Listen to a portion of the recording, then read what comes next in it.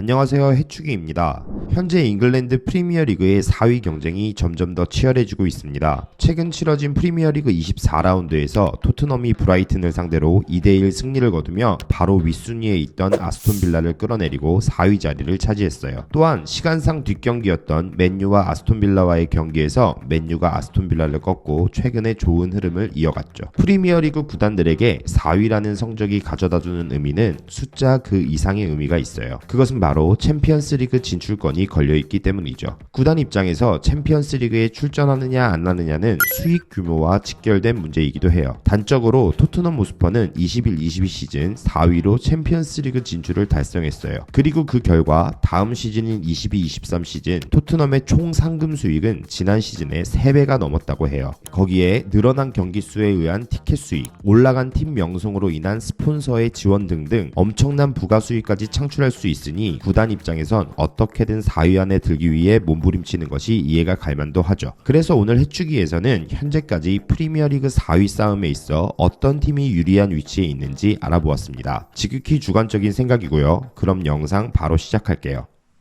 개인적으로 챔피언스리그 티켓을 따낼 가장 강력한 후보는 토트넘 호스퍼라고 생각합니다. 우선 토트넘은 최근 부상과 대륙컵 차출로 이탈했던 선수들이 모두 팀에 복귀했어요. 실제로 포스테코글루 감독은 아시안컵과 아프리카 네이션스컵으로 차출된 전력 공백으로 걱정이 많았다고 해요. 프리미어리그 구단 중 가장 많은 전력 이탈이 불가피했기 때문이죠. 하지만 부상에서 복귀한 메디슨은 토트넘 중원에 활기를 불어넣었고 미키 판더벤 역시 경기 감각을 빠르게 되찾으며 지난 5경기 무패 행진에도 크게 일조하고 있죠. 부진하던 히샬리송도 상승세예요. 손흥민 선수가 없는 토트넘의 공격진에서도 2경기 연속 득점 포인트를 올렸죠. 우려했던 것보다는 많은 승점을 잃어버리지 않은 토트넘인데 그래도 역시 대륙컵에 차출되었던 선수들의 복귀는 너무나 반가운 소식입니다. 올 시즌 토트넘의 핵심 중원으로 자리 잡은 파페사르와 이브 비스마는 물론 토트넘의 핵심 전력인 손흥민의 복귀까지 마침내 토트넘은 풀스쿼드로 리그를 치를 수 있게 된 거예요. 실제로 아시안컵에서 복귀한 손흥민은 프리미어리그 24라운드 브라이튼과의 경기에서 토트넘의 극장골을 도우며 자신이 왜 월드스타인지를 스스로 증명해냈죠. 그리고 토트넘의 겨울 이적 시장에서의 행보도 주목할 만한 요소입니다. 토트넘은 지난 1월 바이언으로 떠난 에릭 다이어를 대신해 제노아의 센터백 라구 드라구신을 영입했고 손흥민의 이탈에 대비해 라이프치히의 공격수 티모 베르너를 임대 영입하는 데 성공했죠. 라구 드라구신은 현재까지는 많은 경기를 소화하지 못하고 있어요. 하지만 리그가 후반기로 갈수록 센터백 3옵션이 존재한다는 것은 토트넘에 큰 힘이 될 수 있죠. 또한 티모 베르너는 여전히 부족한 골 결정력을 보여주고 있지만 과거와는 달리 득점 욕심을 버리고 빠른 발과 뛰어난 활동량으로 손흥민이 빠진 토트넘 공격진에 활기를 불어넣고 있어요. 체력적으로 부침이 있을 수 있는 후반기 토트넘의 공격진 뎁스를 보완하기에는 꽤나 쓸만한 카드라고 생각합니다. 다만 토트넘은 경기 초반 실점률을 줄일 필요가 있는 팀이에요. 실제로 영국 매체 데일리 메일은 토트넘은 후반전 쇼의 왕이다 라는 타이틀의 기사를 보도했어요. 결국 이 말은 토트넘이 역전승을 많이 하는 팀이라는 거죠. 스포츠 통계 사이트인 옵타의 분석을 보면 토트넘은 이번 시즌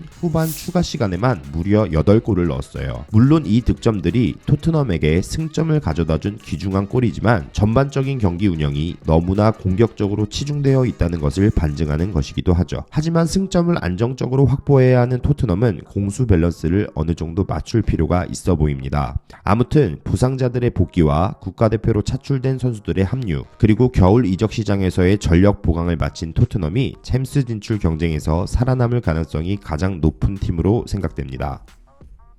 두 번째는 맨체스터 유나이티드입니다. 사실 맨유는 현재 상황으로만 놓고 보면 아스톤빌라보다 승점이 5점이나 모자른 상황이에요. 하지만 최근 분위기 반등에 성공했죠. 일단 시즌 초반 기대에 미치지 못했던 호일룬이 좋아지고 있다는 것이 눈에 보일 정도예요. 호일룬은 이번 아스톤빌라와의 경기에서도 전반 17분 만에 성재 득점에 성공하며 소속팀 맨유에 이른 리드를 가져왔어요. 심지어 이번 득점은 호일룬의 리그 4경기 연속 골이었죠. 사실 이번 아스톤빌라전에서도 맨유는 전반적인 경기력이 빌라에 비해 좋지 못했다는 평이 많아요. 이것은 기록으로도 증명되고 있고요. 하지만 결국 맨유는 승점 3점을 쌓았고 아스톤빌라는 승점을 1점도 얻지 못했죠. 이렇게 공격진이 살아나자 맨유의 롤러코스터 같던 경기 결과도 조금씩 안정감을 찾고 있는 듯해요. 또한 호일룬과는 달리 아무도 기대하지 않았던 해리 맥과이어가 부활하며 수비에서도 꽤나 안정감을 찾아가고 있죠. 오나나 골키퍼도 많이 좋아졌어요. 시즌 초반 프리미어리그 특유의 빠른 속도에 적응하지 못하는 모습을 보였지만 최근 점점 적응하고 있다는 평가를 받고 있었죠. 그리고 오나나의 능력이 폭발한 경기가 바로 이번 아스톤빌라와의 경기였어요. 경기를 주도했던 아스톤빌라는 이번 경기에서 총 10개의 유효 슈팅을 기록했는데 오나나의 세이브 횟수는 무려 8번.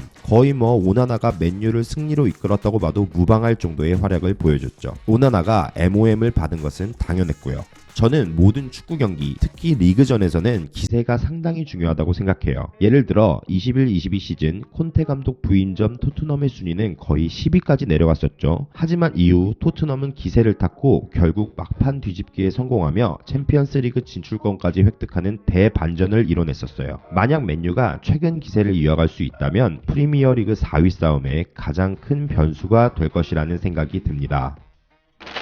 세 번째는 아스톤빌라입니다. 아스톤빌라는 시즌 초중반 일부 영국 매체에서 우승도 노릴 수 있는 다크호스로 평가됐어요. 하지만 리버풀, 맨시티, 아스날이 꾸준히 승점을 쌓는 동안 은근히 자주 미끄러지며 4위로 내려앉았죠. 뿐만 아니라 바로 뒤를 쫓던 토트넘이 승리했음에도 아스톤빌라는 맨유에게 일격을 당하며 결국 4위 자리도 내주고 말았어요. 올 시즌 아스톤빌라의 가장 큰 장점은 공격력이에요. 와킨스를 필두로 맥긴, 베일리, 램지가 유기적으로 움직이며 상대 수비를 교란하죠. 양쪽 측면에 위치한 램지와 베일리가 중앙 지향적인 플레이를 펼치면 와킨스와 맥기는 측면으로 빠져나가며 수비를 끌어당기죠. 이렇게 생긴 공간을 공격력이 좋은 램지나 베일리가 파고드는 거예요. 또한 베일리가 완전히 반대로 돌아뛰면서 맨마킹 중인 풀백을 순간적으로 끌고 나가면 측면 빈 공간으로 와킨스가 돌아뛰기도 하고요. 이처럼 에메리 감독은 아스톤빌라의 공격 전술을 다채롭게 만들었고 이런 점이 많은 효과를 보고 있는 거죠. 결국 문제는 수비력이에요. 아스톤빌라의 수비진은 너무나 기복 있는 모습을 보이며 공격수들이 마음 놓고 플레이하는 것을 방해하고 있죠. 결국 수비력이 좋은 팀이 좋은 성적을 거둔다는 축구계의 명언처럼 아스톤빌라가 4위 싸움을 지속하기 위해서는 수비 전술 방향 수정이 절실히 필요한 상태라는 생각이 듭니다. 오늘은 프리미어리그 챔스 티켓의 마지노선인 4위 경쟁을 하고 있는 팀들에 대해 알아봤는데요. 과연 이번 시즌 챔스 티켓은 어떤 팀이 가져가게 될지 저희도 궁금해집니다. 지금까지 해축이었습니다. 시청해주셔서 감사합니다.